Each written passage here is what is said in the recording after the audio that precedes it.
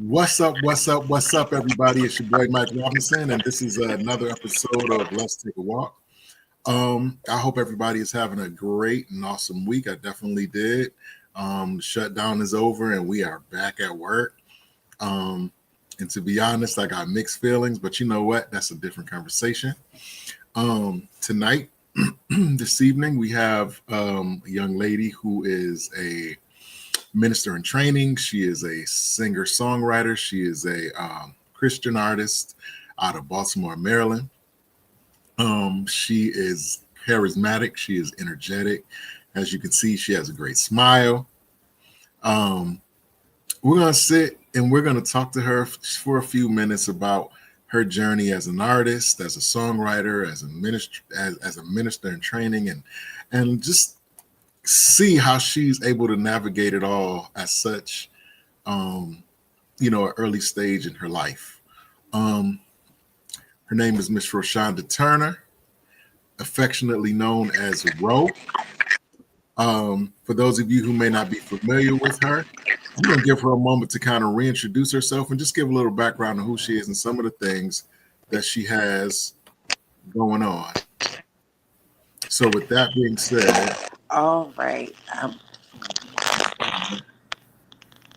I'm going to give her a moment to Can you hear me? Yes, we just cannot see you right now. Okay. Oh, Lord. Can you see me now? No. What in the world is going on? Okay, well, hello, everyone. My name is Roshonda Turner. I'm affectionately known as Ro, Shonda, Show, a minister in training here in Baltimore at Greater St. John Full Gospel Baptist Church, where my very fine bishop is Bishop Clinton Sheree Adams and Lady Nicole Adams. Just a small town, just a small, regular degular girl, singer, songwriter, woman of God, lover of the Lord. That is awesome. Very short and sweet. First off, thank you for coming on the platform. I truly appreciate it. I know that you expressed a little bit of nervousness, but I'm telling you, once we get rolling, it's not a big deal for sure. Yes. Just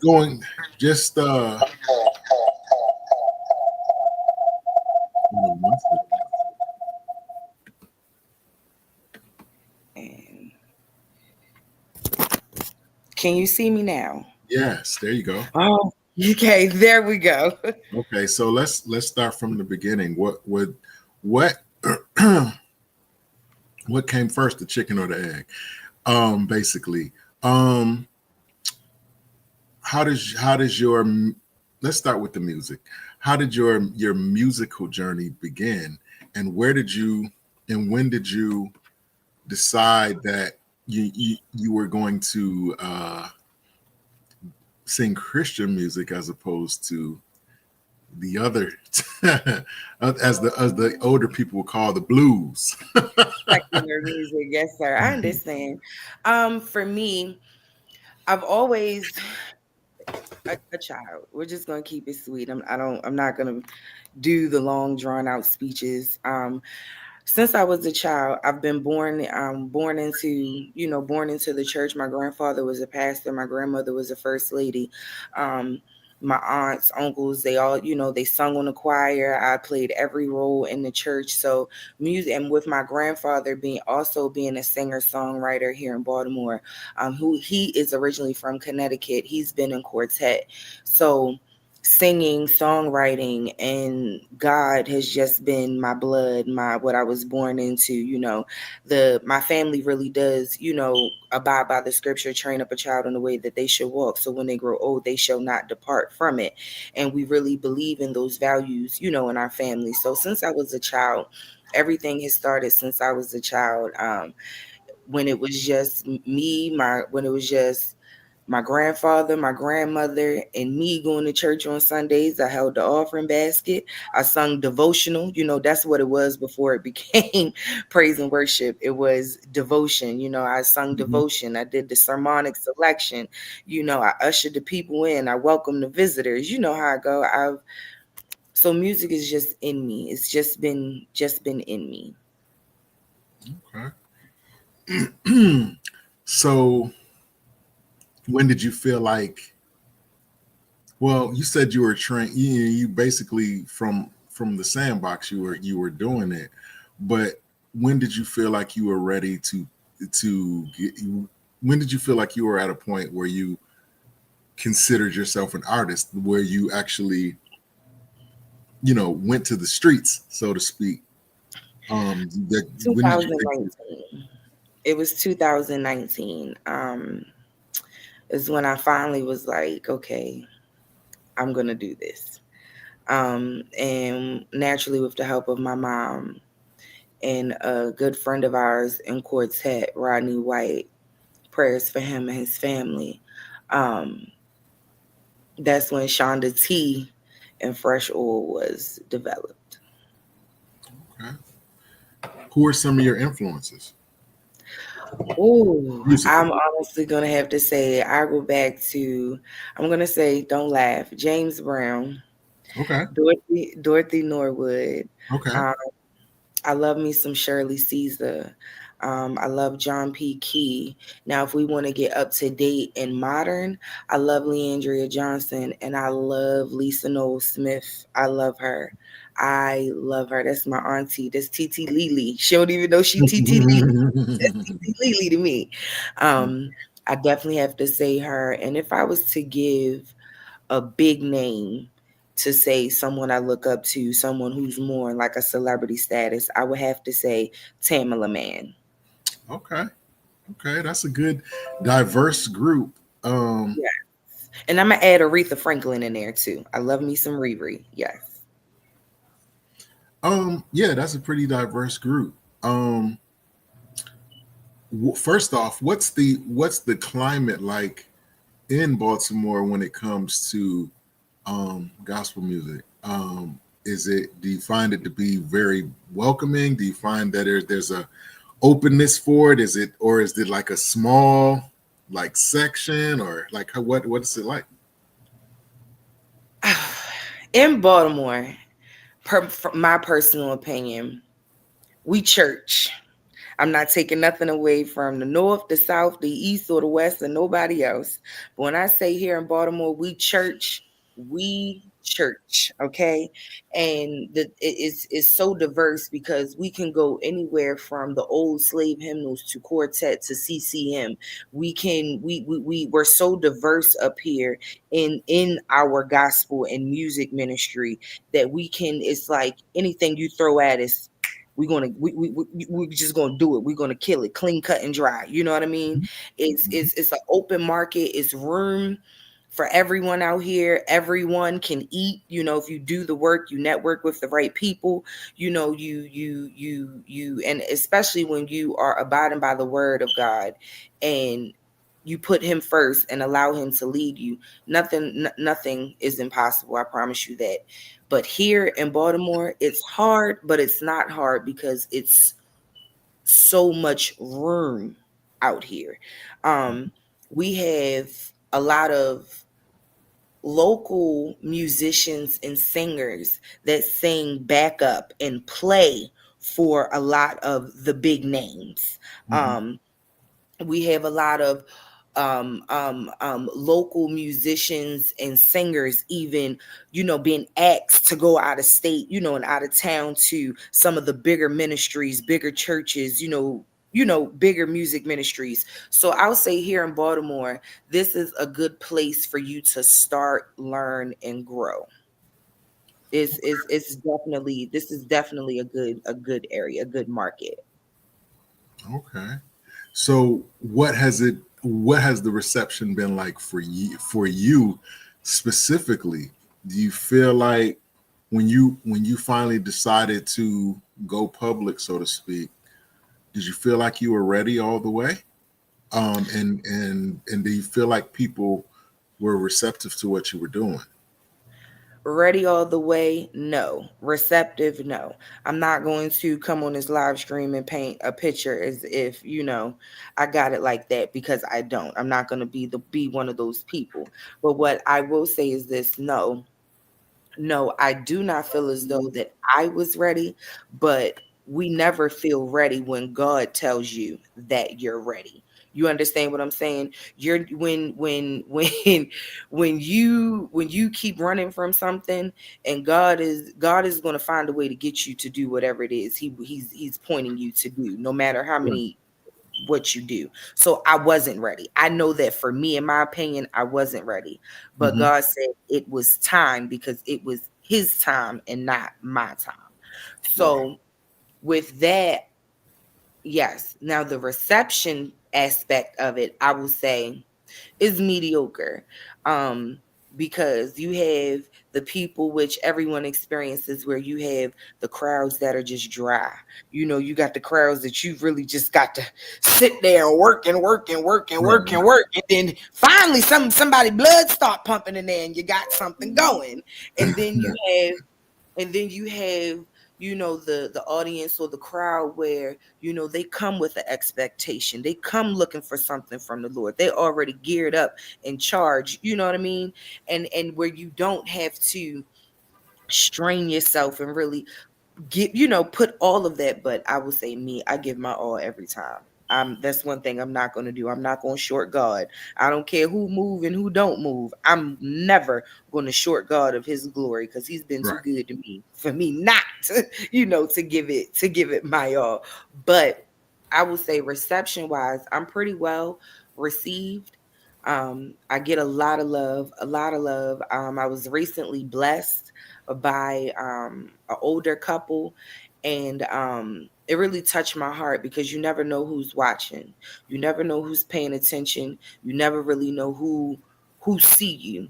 And even though you may feel overlooked, forgotten about, underestimated, underappreciated, even though you may feel like the underdog, God always will let you know, will always find a way to let you know, I see you, my child.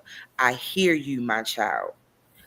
So Hmm. for me, I'm pretty good with where I'm at. I'm not where I want to be, but I'm nowhere near where I used to be. So where I Got am in my ministry, I'm happy and I'm grateful for.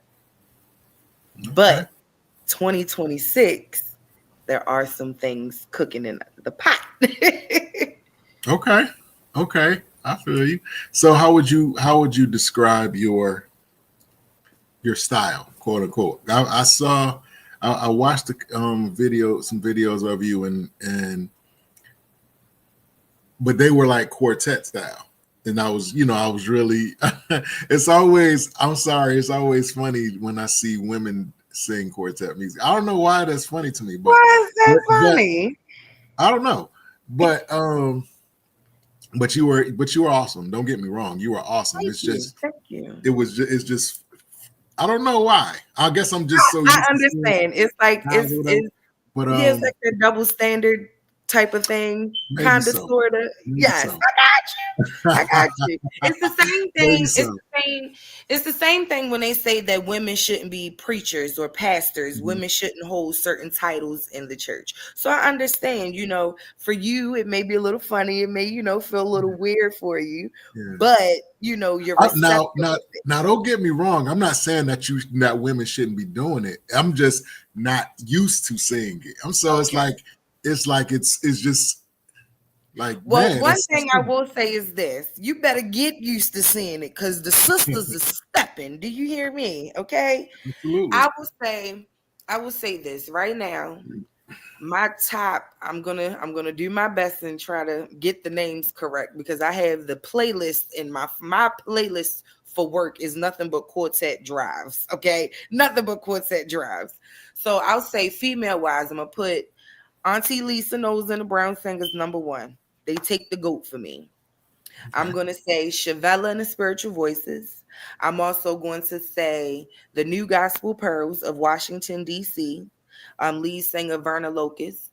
I'm also going to say Bree Holly and Faithful. And I'm also going to add the Loving Sisters as well. And I'm going to have to back it up, and I'm going to have to go, and I'm going to have to add adoration to that as well. Now, the sisters in quartet, we're coming, and we're coming full force. Now I Nothing too will fast, but we're coming. Just Now, want y'all to know we on the way. now I will say that quartet music is way strong because I remember doing an event in Eufaula, Mm-hmm. Alabama, and it just happened to fall on the same day as a quartet concert. Man, we listen. They like maybe a quarter of the people that was supposed to show up showed up. The rest was at that quartet concert. Yes. A quartet Yes. concert will shut the city down, especially in the South. But I mean, but maybe it's there too. You know what I'm saying? In Maryland too. But yeah, I don't Was trust me. I that get it. in the Trust me, I get it. early 2000s into the early, I guess, 2010s or the early 20 teens, if you want to call it. But the Baltimore quartet scene was crazy. I'm talking about crazy. But to answer your question, I call myself Praise Ted. Give me a little, I call myself Praise Ted to answer your question. Praise and worship with a whole lot of quartet mixed in there. So I call myself Praise Ted. Okay, so with the type of gospel that's kind of popular today, you have like the Adias and the Bree Babineaus of the world. You got and some of the elder statesmen like Kier Sheard and Mm-hmm. some of the others. Do Classic. you ever feel? And I ask this to all the artists that I've had on here. Has there ever been a time, or is there a time where you kind of struggle with not chasing a sound? And what I mean by that is sometimes you have an artist who goes forth in a certain type of way, and maybe you're having a certain level of success or whatever, a certain level of emotion, but you look over here, excuse me, and artist X is doing a certain type of music, and it seems like this person, artist X, seems to be having a lot more success or a lot more traction, but his or her style is slightly different than yours. You know what I'm saying? So like, and it seems like what they're doing is trending higher and faster than what you're doing. Do you ever feel the temptation or the pressure to kind of like, okay, artist X is over there. Maybe I need to change my drums a little bit, or maybe I need to add a little bass to my stuff, like such and such, or maybe my content needs to be a little bit different because it seems to be that this person or this group of people are seemingly having more success. Is that something that you have to that you contend with within yourself? No, no. I can be sure and very confident in high self-esteem and say no. Okay. And when I say that with such assertiveness, I say that because I'm not in competition with no one else. I don't care what no one else is doing. I don't care what sound anyone else may have. I don't care what outfits they got on. I don't care about none of that. I care about the glory that I'm going to give to God. In all things, I make sure that I make him first. Everything, anywhere I walk, anywhere I talk, down to the job, the food I eat, the breadcrumbs on the ground, I could care less. I'm going to make sure that he gets his glory. So for me, if like I'll give you an instance, and I'll give you a real life transparent instance. I'm not a riffer. I'm not a runner. I don't do all the oohs and the ahs. I can I can do a little bit. I got a few of them that work for me. That I can do for myself. But you're not gonna hear me run a song up to Zion and then back down to Calvary. I'm not gonna do that. That's not what I'm gonna do. I'm gonna sing the song the way I sing the song, the way I rehearsed it. The sound is going to be the way we rehearsed it. If we're doing a rearrangement, if we're working on an original song, it's going to be what it's going to be. I'm not worried about what the next artist is doing because my blessings is not their blessings and their blessings are not mine. I can't I can't be worried about what the next person's doing if I'm worrying about my business with God. So, to answer your question, again, in a very simpler form, no, my I don't worry about the differences between me and other artists, male or female, Mhm. no matter what genre. I don't worry about difference in vocal abilities. I don't worry about difference in who playing better than my band or anything of that nature. If you good, I'm gonna tell you good. If Mhm. if if we're gonna network in love, but in God first, and we're gonna make sure that we handle business appropriately. But I'm not worried about what nobody else is doing. I can't afford to be worried about what someone else got going on when I got Right. my own thing going on. No, it's called being, and one thing that we've been talking about in Bible study is being accountable and worrying about your own self. And Right. that's and doing everything in love. And that's what I will continue to do. I will remain humble. I will continue to worship and network in love. Whether it's reciprocated or not, I am not going to be worried about the next person. I'm going to keep on keeping on. And in the words of my grandmama, I'm going to run on and see what the end going to be. Okay. Okay. So going forward, this is also a question I ask my guests, mostly women, but men Mhm. can experience it too, but mostly women. Okay, especially women of color, because traditionally, women of color are more shapely, have more of an athletic build, whatever you want to call it, right?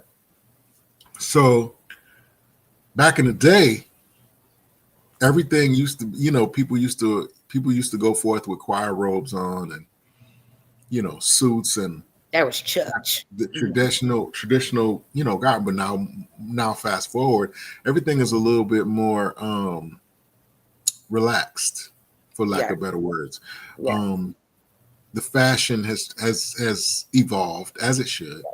yes. um Time. and now you see more of you see more where it was a little bit more ambiguous back then. Now you have more, the clothing is more uh tightly, or a more exact. And It was so, holiness back in the day. yeah, We had yeah. But I mean, holiness back in the day. now that what you're saying kind of goes along with what I'm saying. So, like, fast forward, like I said, you have a more relaxed presentation where um the fashion, like I said, is more exact and more uh modern, I guess, and it kind of goes along Yes. with culture and that type of thing. And I understand that, and we all understand as people of color, because of course, as you can tell, I am a person of color. Um, these are things that we just cannot, these are things that we can't help. We're born with it, and this type of Very thing. true. However, it doesn't stop us from judging one another, No, no. unfortunately. Um, in your experience, how much resistance have you gotten when it comes to your presentation? Is that a challenge for you? Because outside of the music, you are a person. You like what you like, and so therefore, what I'm saying, you're going to quite naturally veer towards the type of clothing that you like to wear, or type of dresses that you like to wear, whatever it is that you like to wear, and it may or may not be quote unquote acceptable within the culture. So is that So, something that you've had to contend with, and is that something that you're constantly fine tuning within yourself, or do you not worry about it and you just do what you do? well, goes back to what I initially said, my upbringing. Mm-hmm. Um, I was always told to do things decently and in order.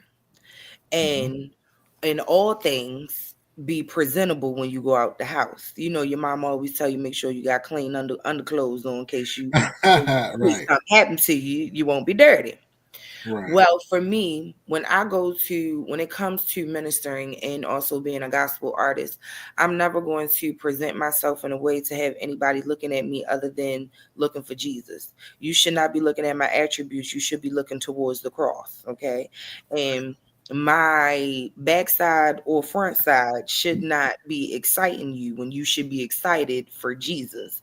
So for me, I try to be mindful in the things that I wear when it comes to me ministering, when it comes to me, being on the floor, and whether I'm singing or speaking or even on this platform, like this, I'm always going to make sure that I am representing God, number one, and then representing my family, number two, in the utmost respect. Now, to your point, back in the day, we had real raw, pure holiness. Wasn't no shoulders out. You wasn't gonna have no knees out. You barely got an ankle, you know. So, and I come from watching my mama and my big mamas. They put slips on, Yeah. Yeah. and them. I call them bulletproof vests, and now they got new versions of the bulletproof vest. And I have my own bulletproof vest. And thanks to Mhm. my only lady, I got me a few slip dresses that, you got to confine yourself, put yourself together and look Right. right for Jesus. You just can't be up there all willy-nilly, your stuff hanging. And I'm not talking about nobody, but since I'm here, I'm just going to say this since we're on the subject of what to wear. Us as women, when we are on the floor and we are ministering and we are in church and we are doing whatever, you need to be respectable. Now, a lot of us, we on the thicker side, okay? We need to learn how to put that stuff up, okay? We don't need to be spilling all over the house of God, rolling all on the altar, and we standing up. We don't need to do that. We are women, and we need to carry ourselves as such. If we call ourselves royalty, then we need to look like we are royalty. We need to carry ourselves as such. Now, I'm not saying you got to spend all this money or whatever, because I understand everybody don't have it like that. But clean yourself up and be presentable for the Lord. If you want to wear something that may be a little form fitting, put a girdler on. Put some shapewear on. Don't be up there, you shaking and jiggling and gyrating and all your stuff, you standing still and it's still moving. No, we're not gonna do that. We're not gonna do that. And for the men, I'm so tired of seeing, excuse me, and I'm not trying to be inappropriate, but I'm so tired of seeing braille in these suit pants. It's not even funny. I'm not trying to read to the blind or anything like that. I'm not trying to do none of the above. I'm looking for Jesus. I shouldn't, my eyes, I should, you understand what I'm saying? It's Mhm. not just about the person looking, but it's also about the person who's giving the message as well. We play a part in how the message is played. If we want to be received in a certain manner, then we must dress and carry ourselves in a certain manner. You just cannot be up there all willy-nilly. And men, find some pants that's long enough. I'm so tired of seeing these ankles, it's not even funny. And put some socks on, because I know them dress shoes, it's funky. Don't this is getting out of hand now. This is just getting out of hand. And everybody clothes is tight, buttons is calling on Jesus more than the person that's wearing the suit or the dress. Like, it goes back to what you're saying. There was a certain standard in the early days that was required for you and how you are to act, dress, and love on one another. Certain things just was a no, and you knew that. And now things have become so lax because the younger generation, the newer generation, we have got involved, and now church and the word of God has now not become, we've lost the message of saving souls, really. And it's more so become a fashion show, entertainment, a circus. It's really for who dressed the baddest, who got the flyest suit on or the flyest outfit on. And I love it, don't get me wrong, I ain't hating on nobody, because I likes to look good when I goes to church too. But the difference is I like to look good for Jesus and myself. I'm not trying to catch a man, and I ain't trying to have a man catch me. in the house of God. I'm looking good for me and Jesus alone. But what I'm saying is again, just to reel it back, decently and in order. And if you want people to receive you in a certain way while you're ministering and giving a word or whatever, you must make sure that you're appropriate, as well as the person. You have to make sure that you look appropriate, you sound appropriate, and you walk appropriate. You just can't be out here all willy-nilly. I'm sorry. You on mute. You on mute, Doc. I mean, I listen. This is what this platform is made for. It's for discussion. It's for expression. And you know what I'm saying? And I don't have a problem with anything that you said. I just I feel like, as with most things, there's perspectives, and that everybody has, and sometimes there are battles that seem to be that are not they're kind of unwinnable, because it's always going to be somebody that say, oh no, that's not right. You know what I'm Yeah. saying? So I like to think that help to spark conversation, because it's Which always is good to good. know. It's always good to, even if we don't agree, it's always good to know other people's perspective, because Yeah. it helps to shape yours, and it lets you know what you might need to research or study, or maybe you said something that somebody didn't know. You Yes. know what I'm saying? So now they're looking like, okay, or maybe you said something that somebody didn't think of, and so now, like, okay, I didn't think of it like that. Maybe I need to rethink this thing. So that's what it's all about. I want to add one more thing to what I said. Hygiene is a must in the house of the Lord. Okay. I don't know. Uh, Cleanliness is next to godliness. Okay. We can look good, but we must smell, okay, like we are a part of the kingdom. Okay. The Lord blessed us with soap, water, and deodorant, and the children of God need to know when to use it. Okay. And it is every day that you wake up. All right. The Lord blesses us with abilities of limbs to be able to use water to wash. And on Sundays, sometimes, we all have that one person, and they be in church and they get a little happy, and they body odor is happy too. Okay. The Okay. body odor is giving God glory as well, too. Okay. Brush your teeth, mouthwash and deodorant and soap, please, is Okay. also appropriate in the house of the Lord. And Understood. I don't mean to say it like that, and I'm not trying to be that person, but I will be the one to say it, and I'll take all the backlash. I'm sorry, Mom. I'll take all the backlash that I have to take behind this, but that needs to be spoken on as well. It's not just appropriately dressing, it's also appropriately smelling as well. Nobody needs to smell that in the house of the Lord. Nobody. And one thing that I am going to say, which is a whole nother topic of discussion, okay? Okay.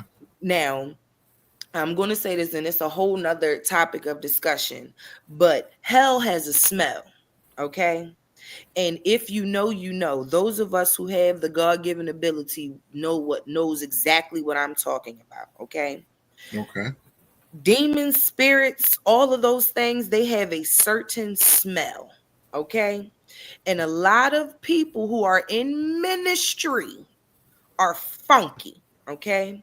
And a lot of people don't realize the type of mersk that is on their body, because they don't even realize or understand that they are being controlled by a spirit, a negative spirit, or a demon.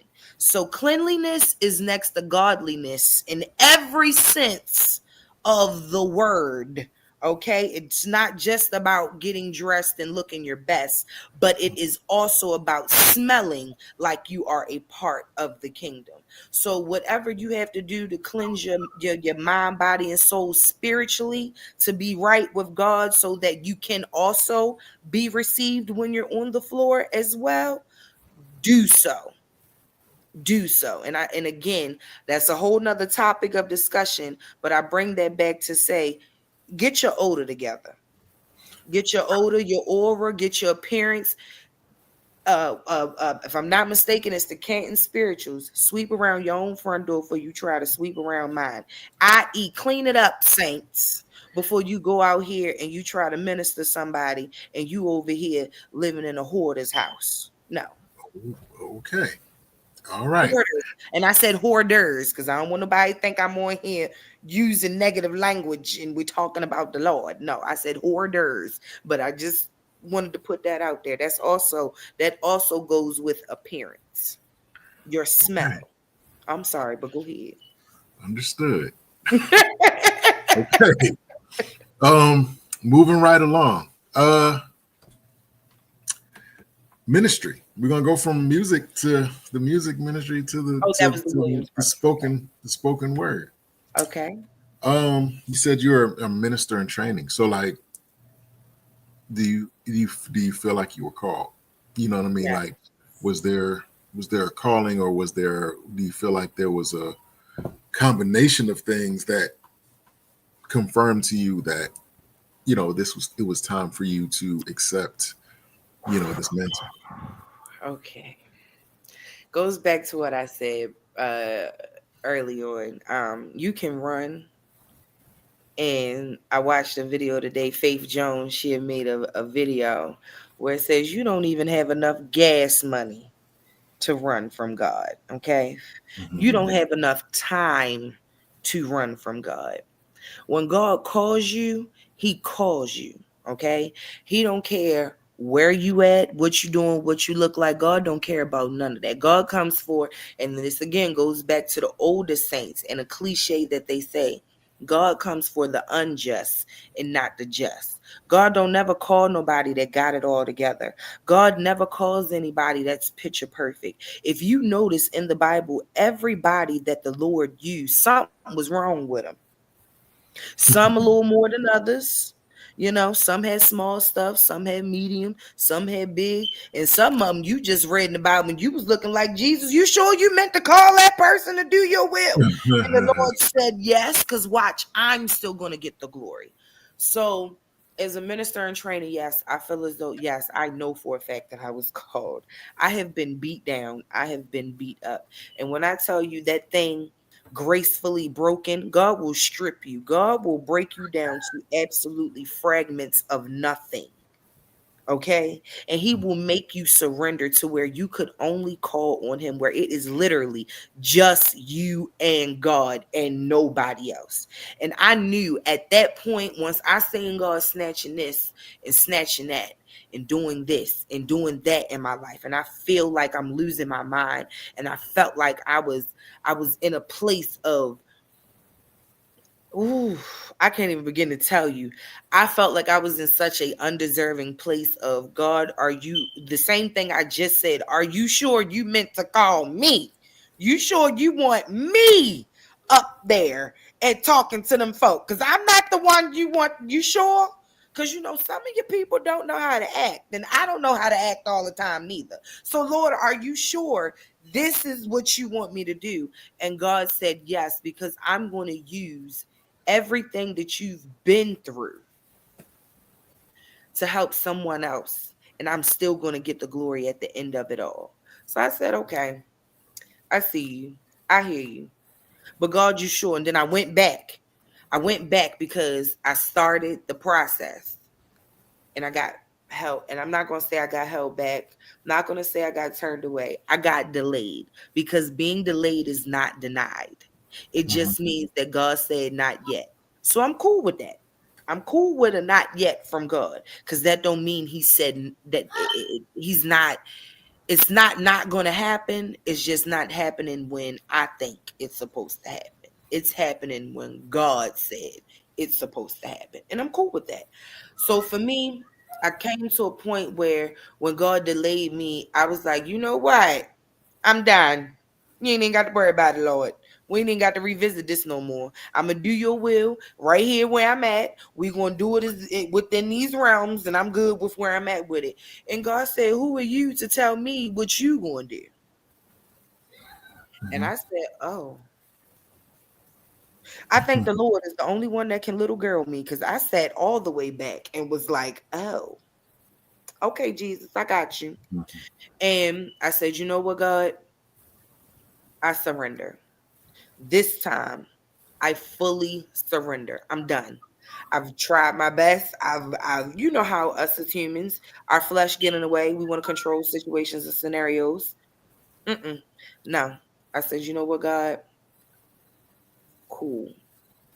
And since I have surrendered, I've been tested, but I've been blessed. And I realized every test that comes through, each test is harder than the last.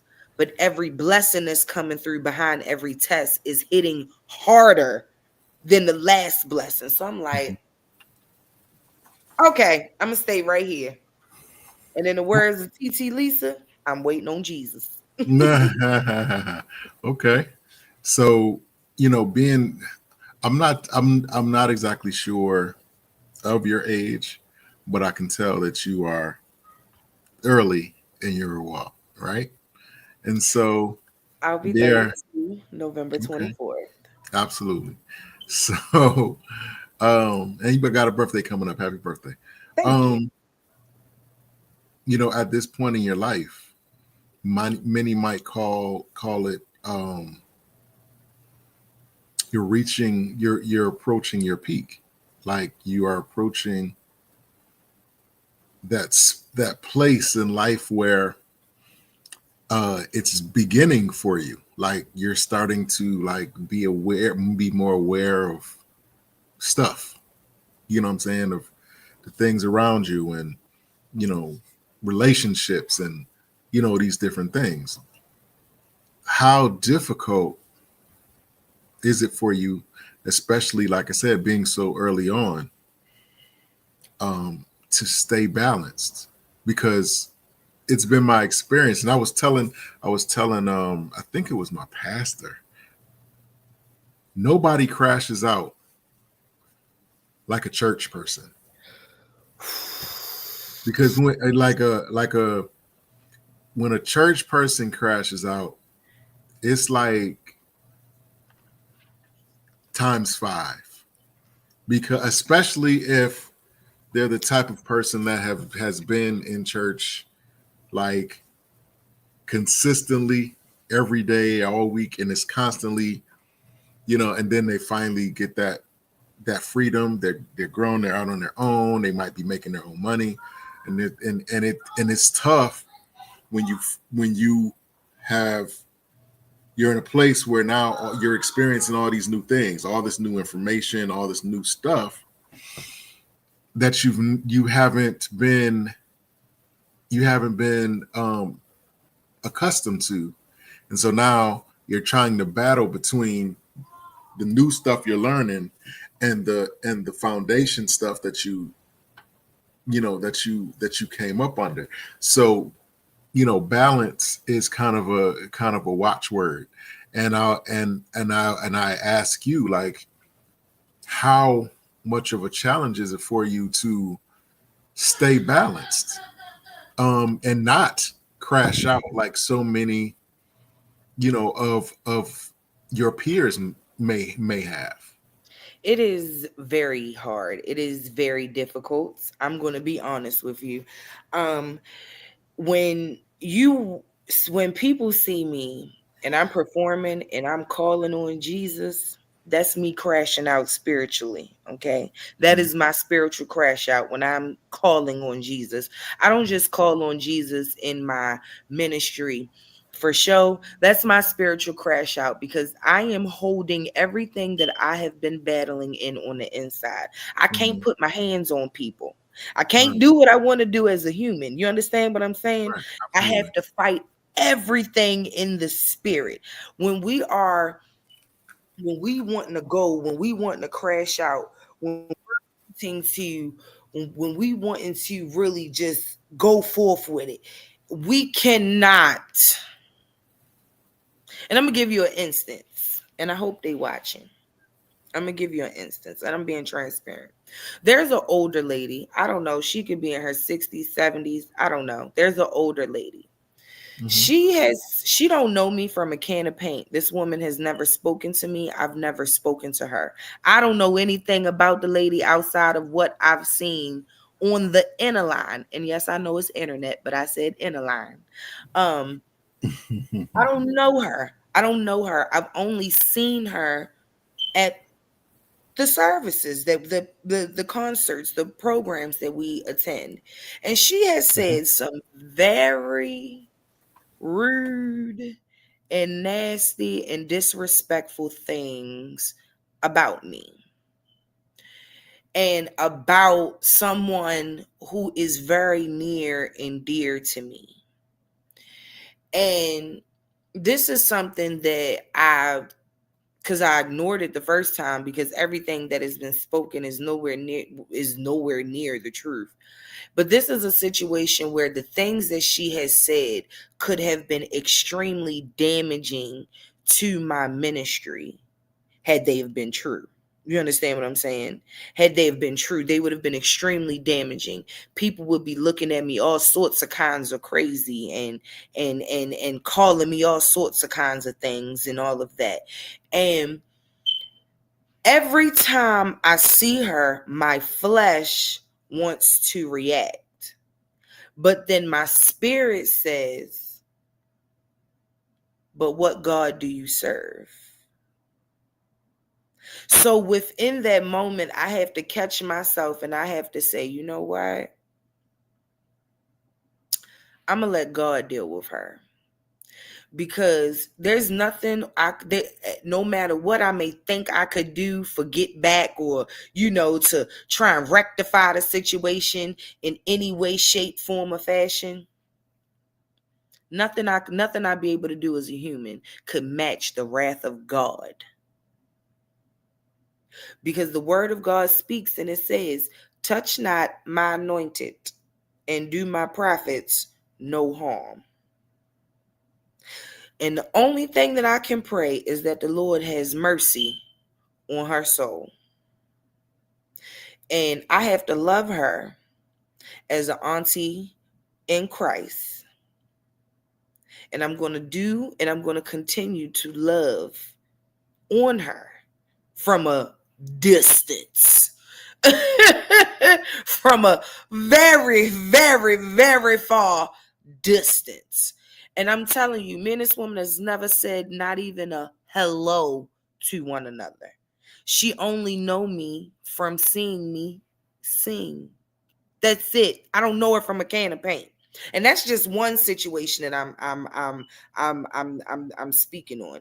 I'm not even going to speak on the family medical issues that I have going on, with some of the, I don't know who that is, but you ain't never lied. It's hard to love on people. People make it hard to love on people. Now I'm say this before I jump to that scenario. But let me say this: I am a people person. I have a heart for people. I love people. I want to do everything in my power for people. Here's the thing: I can't stand people. Okay? I can't stand them. I love people to death. I want to give people the world. I would love to open my doors. I would just love to be able to be a blessing to everybody that I come in contact with. But I can't. I can't stand people. People make it hard to love them. Yes, they do. Now, to the next situation, I got family medical issues going on. Within my grandparents, they're older in age, and I'm dealing with that personally while also fighting my own personal battles within my own home. You understand what I'm saying? And then not only that, I have to go out into the world Monday through Friday, and I have to fight the battles of the world, because it's hard to put on a great customer service face when somebody got a nasty attitude. It's hard to say, good morning, how are you today? And someone hits you back with a, hey, well, I don't want to talk to you neither. But you understand what I'm saying? It's extremely hard to walk this walk without crashing out in your flesh. So when y'all see me calling on Jesus and I'm up there, Jesus, Jesus, Jesus, and y'all hear me say, my rock, my fortress, my healer, my savior, my lover, my comforter, my alpha, my omega, my El Shaddai, Elohim, Jehovah Jireh, Jehovah Nisi. I'm saying those things because y'all don't understand how bad I wanted to choke somebody this week. Y'all don't know how bad I've probably wanted to just say, you know what, I'm done, Lord. Forget it. I'm gonna go ahead and backslide. I'm done. But God, no, I can't. I cannot do that. I can't crash out. I can't. I cannot. I can't. That battle is very hard for us in ministry. And to your point, yes, we live in this world, but we have to not be of this world. We have constant pressure around us. See, Satan know the word too. And Satan know what we like. And Satan know what we don't like. So Satan knows that, oh, I know she like chocolate, so I'm gonna put a bunch of chocolate around her. You understand what I'm saying? Satan will be like, oh, I know she like gold jewelry, so I'm gonna put a bunch of gold jewelry around her. You know, Satan know how to send someone to try and sweet talk you and then flip up on you. You understand what I'm saying? It's so much that we deal with in this walk. And I don't even want to get started on the dating aspect of being in ministry and, you know, being single and people looking at you all sorts of kinds of crazy, you know, because they see you out on a date or they see you out having a good time. I give you an instant. I love stand-up comedy. I love stand-up comedy. I've seen a few church folk at the comedy factory, that the same comedy factory that they were standing in, I was standing in. And they had the audacity to judge me because I hold the microphone every Sunday. They see that I've been booked a time or two for a show or whatever the case may be. Oh, what you doing here? And guess what my response is? The same thing you doing here. I got blood running through my veins the same way y'all have blood running through y'all veins. That don't make me any different or any less of a Christian than y'all. And another thing is, my walk isn't your walk. You don't know what a person is really going through. Because a lot of us that get up there holding a microphone, you have no idea how much turmoil we dealing with, how much trauma we trying to overcome. Some of these folk out here that's, oh, I'm healed and I'm healed. Baby, no, you're not. You still in process. Loading, buffering, downloading, whatever you want to call it. You're not healed, baby. You're not. You're not. You ain't finished until God finished. Who are you to say you finished? Who are you to say that God finished with you? He's never finished. He's not finished. So in recognizing that, I'm trying to do everything in love. I'm trying to act the way God would have me to act. It's very hard. It is very hard. And I really feel within the last 3 to 5 months, I've really been tested. And I've really been pushed to limits. And I'm going to say within the last year I'm going to say within the last year and a half, I have been put through the ringer. A lot of it had to do because I was running from certain things. A lot of it had to do because I was angry about certain things. I was upset. And I'm going to be accountable and say that I was bitter about certain things. And it don't got nothing to do with a man because I'm single and have no children. So don't got nothing to do with a man at all. But there are other things outside of a relationship or or a significant other, you know, that can make a person bitter and experience certain emotions. So when I say balancing, not crashing out is difficult, it's very difficult for me. I thank God for my only lady and the gift that she gave me, I want to say a month or two ago now. It has been very hard for me to get back in my word, but that one gift that she gave me. I've been in it, in it, in it, in it. And I'm like, thank you. Thank you. I have been, my silence has been misunderstood.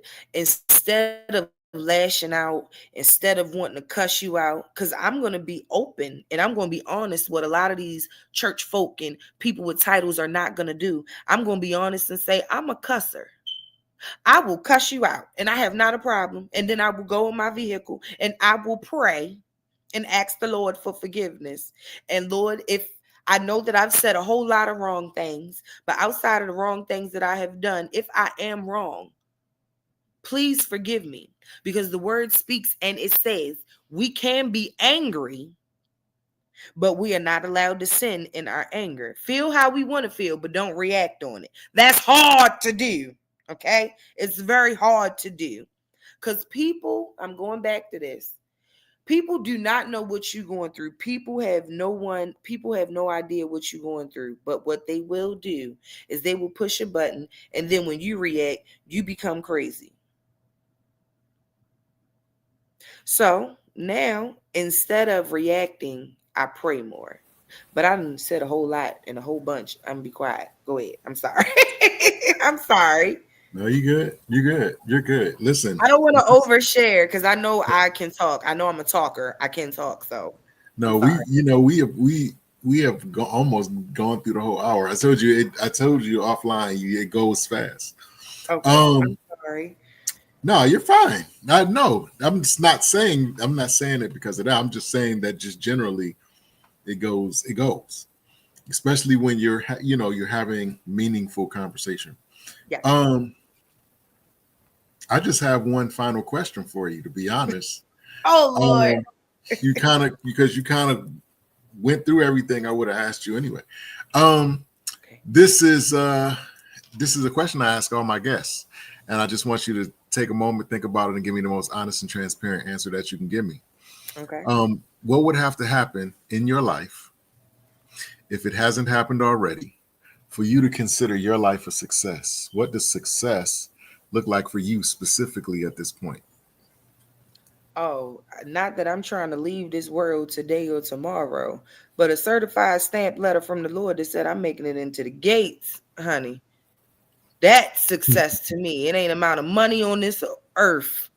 I could have the biggest house. I could be Bill Gates. I could be the president of all of the world, honey. That's not success to me. Success to me is when God looks me in my face and say, "Well done, my good and faithful servant."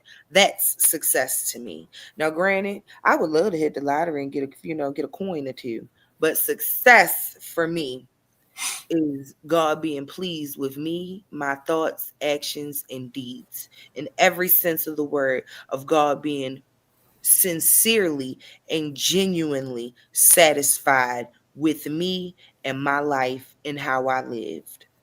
Don't have nothing to do with, of course, an artist wants to be signed. Yes, I want to be signed. Sign me. Yes, I want a record deal. Yes, I want a record label. Yes, I want the whole, that's the ultimate goal. That's what we look for. That's what we work towards. That's a part of the career path. That's the ultimate goal, of course. But my ultimate personal goal is when God tells me that I've done well. That is my ultimate goal. To see God smiling in my face and say, "Well done. I'm good." I'm all the way good with that. It's no amount of nothing on the face of this earth. I'm not a materialistic person. My life don't revolve around labels and diamonds and furs, and and no offense, and I'm speaking from a woman's aspect. I don't own not one $500 wig. I don't own not one $300 wig. I know what a 13 by 4, 6, 5 by 5, 4 by 4. I know what all that is. 40-inch bust down. I know what it all is. I'm not into all of that. I'm not into all. I am sincerely and genuinely on my own personal mission for success in Jesus. Not no earthly, I'm not looking for not near earthly accolade. I promise you, if I don't ever get signed, if I don't ever reach $1 million, I'm satisfied. I'm satisfied with knowing that I did right by my God. I could care less about human accolades and human accreditation. I'm looking for an accolade from the Lord. I'm looking for accreditation from the Lord. I want to be sealed and notarized by Jesus. That's what I want. A lot of people, they get on these platforms and they using all the big words and they talking all good and sounding all good and everything, and they, oh, I'm looking to do this and I would like to do this and da da da. All of that sounds good. I'm happy for everyone. I'm not a hater. I'm gonna support you. I'm a ride or die. We gonna get it done together. But at the end all be all, my success comes when my number is called, whenever that day shall be. Not now, please, but whenever that day shall be, and I get to that gate and he says, "Well done, my child." I'm cool with that. So that's again, that goes back to my grandmama, both of them, Becky and Geneva. I'm going to run on and I'm going to see what the end going to be. And that's going to be my success. My success is winning souls. My success is seeing people come to Christ based off of my testimony, based off of my ministry, based off of them watching my walk in Christ and seeing how much I trust, lean, and depend on God. That's success to me. So for me, God's glory is the success I'm looking for. Okay. Amazing. Amazing. Um, do you have anything coming up that you want the people to know about? Yes, I do actually. 2026, guys, is loading. And when I say 2026 is loading, 2026 is loading. I am very much so behind the scenes working on a very small project. It's small to me, but my mom, you know how mothers are. They you can't tell them nothing. You know how parents are. They're gonna blow up the whole shebang. But I am working on a small project for myself, um, a single or two, and I'm also working on a concert at the end of the year. Okay. It's going to be my anniversary concert, and I have a few names that I would like to be on there, which is part of the reason why I'm getting a second job, because you got to pay these people. Right. Uh, and I would Right. like to have this concert the very last Saturday in November. If I'm not mistaken, it's either the 21st or the 28th of 2026, the last Saturday in 2026, Gotcha. is when I'm looking to have my concert. And it's going to be, it's going to be great. It's going to be great. I got some great people that I'm working with. Okay. I got great people that's trying to work with me. Um, so I'm pretty happy. I'm pretty confident. Um, And I would say, all in all, I know that my test was not for nothing. And in the words of my good sister, Ray Sean, I know that my pain was for a purpose. Awesome. I Awesome. know that everything that I've been through within the last year and a half, 2 years, is for a moment. And I don't know what or when that moment is, but I feel it and I know it's around the corner because everything is hitting too hard right now. And when I say I'm getting hit hard, even while I've been sitting here talking to you, I'm getting smacked. Boom, boom, boom, boom. You understand what I'm saying? So I Hmm. know it's coming, but I'm going to say this 2026, everyone who's watching, listening, mark your calendars for the last Saturday in 2026 of November. Okay, November, last Saturday, 2026. Doors of the church will open at 2:30. Service shall start at 3:30. I need y'all to be there. I need y'all to be there. I need y'all to come get what thus saith the Lord. Not only that, I need to shout out my youth ministry at my church. I need to shout out the vine. Yes, we are the vine, honey. We are growing, okay? And that's why we are the vine, okay? We Mhm. are the root, honey, and we're going to keep on growing. I have to shout out my youth ministry. I have to shout out my church. I have to shout out my godchildren. I have to shout out my nieces and nephews. I have to shout out my church. I have to shout out my youth ministry, okay? And I'm not taking away from no other ministry in my church at all. But the youth ministry has been working behind the scenes on a few projects as well. So Juneteenth weekend, January 16th through the 18th, if I'm not mistaken, January 16th through the 18th or the 17th through the 19th, one of those weekends. I know it's the third weekend in January. That third Sunday, that third Saturday, it would be the yeah, it would be the Friday. Y'all get it. That third weekend, honey, we are going to show out for Jesus. I don't know if there is anyone in the Baltimore area, please, that Friday, the 16th, January 16th or the 17th, please be in the house of the Lord no later than 8 p.m.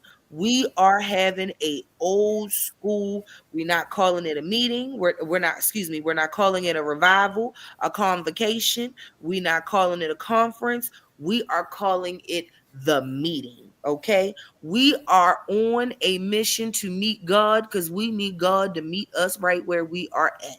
And when I tell you we are going up in the Lord, the things that we have in store for that weekend, please come and fellowship with us. You do not want to miss it. I promise you, you do not want to miss it. But I have nothing else to add. Like I said, shout out to Shonda T and Fresh Oil. Yes, that is my praise tech group that consists of Rayshawn Adams and Alexis Barnes. I got a shout out to a lot of the musicians who have helped me along the way. I can't name each and every one of y'all because it's like 15 of y'all, and I want to say thank y'all so much. My background, thank y'all so much. My supportive parents, my aunts, my uncles, my parents, my grandparents, thank you all so much. I love you all. Shout out to everybody. My friends, my family, I love you all so much. And thank you all so much for the opportunity, Mr. Mike. Thank you. Mr. Absolutely. Let's Take a Walk himself. Thank you for the opportunity. I greatly appreciate it. Thank you. Wow. I appreciate you coming on as well. I want to extend to you an open invitation to come back at any time if there's something that you want to promote Absolutely. or You can talk about. have me back Um, whenever. I may have something for you later. I'll hit you up offline. Okay. Um, but thank you. I appreciate you. No Um, problem. I gotta do another interview, Go but ahead. I want to thank you. I want to thank you for coming on, and I appreciate you being so transparent and so open. I know that everybody that watched learned something today, Thank and you. so that's what it's all about. And shout out to everybody who su- supported you and all those that just came to watch. You know what I'm saying, and learn. I appreciate that. So I Yes, wish you thank much you. blessings on everything that you're doing, everything that you're gonna do, even things that you haven't thought of yet. I wish you much blessings on that as well. Thank Thank you you. again so much, and I look forward to chatting with you again. Yes, we will be in communication. Thank you all. Thank you. Thank you, friends and family, for joining. And thank you, Mr. Let's Take a Walk. Thank you, Mr. Mike. And y'all have a good night. And You too. blessings on your next interview. Absolutely. Thank you. You're welcome. Bye bye. There you have it, guys. Another great interview with another great guest. I cannot talk right now. Shout out to Miss Roshonda Turner. Please check out her movement. Check out her page on Facebook, Instagram, Smoke Signals Pigeons, Messenger Pigeon. Anything that she's doing, check her out. She's full of energy. She got a lot to say. She got a lot to share. Even at her young age, she has a lot to share. So please, support her. And as always, I'm trying to get ahead of myself from rushing, so I'm gonna take my time. As I always do, I implore you guys to step out. If God has given you a vision, a plan for whatever, whether it be a song, a book, a job, a degree, um, being an architect, I don't know, whatever. Step out on faith. For every vision he gives you, he provides provision if you just step out. We need you. All right. So with that being said, please check out this interview again. Talk to your friend, tell somebody about it, and have them watch too. And check out this next one I'm about to do as well. All right. So with that being said, let's take